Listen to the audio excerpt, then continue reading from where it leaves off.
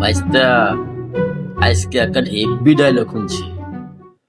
জীবনের সার্থকতা সফলতায় না, ভালোবাসা আর শান্তিতে।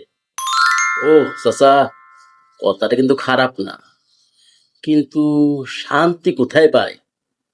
শান্তিকে বাজারে কিস্তিতে পাওয়া যায়? আরে বেককল, শান্তি তো মনের ভিতরেই থাকে। যখন ভালোবাসা থাকে তখন শান্তি আসে, আর নাইলে আসে না। তাই তো আমার জীবনে শান্তি নেই, কারণ আমার যে ভালোবাসা নাই।